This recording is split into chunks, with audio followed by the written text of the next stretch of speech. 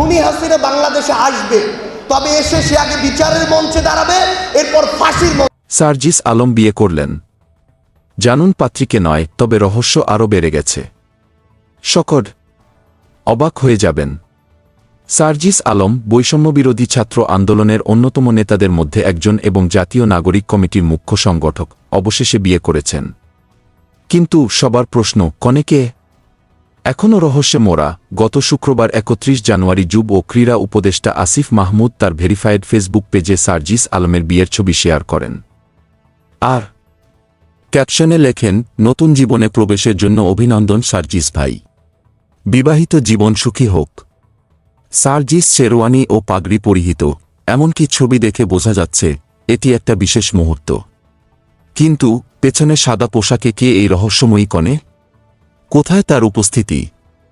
এদিকে তার পাশে যারা দাঁড়িয়ে আছেন তারা হলেন উপদেষ্টা মাহফুজ আলম, তথ্য উপদেষ্টা নাহিদ ইসলাম, আসিফ মাহমুদ এবং বৈষম্যবিরোধী ছাত্র আন্দোলনের আহ্বায়ক হাসনাত আবদুল্লাহ। সবাই তাকে অভিনন্দন জানিয়েছেন, কিন্তু কনে কোথায়? সবাই চেয়ে আছেন সেই মুখের দিকে। এই মুহূর্তে দেশের ১ নম্বর আলোচনার বিষয়, এই বিয়ে কি এক নতুন রাজনৈতিক অধ্যায়ের সূচনা করবে? সার্জিস আলম ঢাকা বিশ্ববিদ্যালয়ের প্রাণিবিদ্যা বিভাগ থেকে অনার্স ও মাস্টার্স সম্পন্ন করেছেন। এমনকি ডাকসু নির্বাচনে অমর ২১ হল সংসদের সদস্য প্যানেল থেকে জয়ী হয়েছেন। এটা তো গেল তার ব্যক্তিগত জীবন। গত বছরের জুলাইয়ে সার্জিস আলম অংশগ্রহণ করেছিলেন অভ্যুত্থানে। এটি কি তার জীবনের সবচেয়ে বড় টার্নিং পয়েন্ট?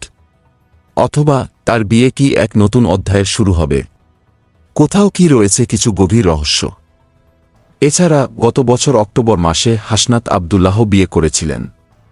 তবে এই বিয়ে সার্জিসের জীবনে কিভাবে প্রভাব ফেলবে? তার আগামী পথ কি এখন আরও উত্তেজনাপূর্ণ হবে? এই ছিল আজকের নিউজ। লাইক, কমেন্ট, সাবস্ক্রাইব করে পাশে থাকবেন। ধন্যবাদ।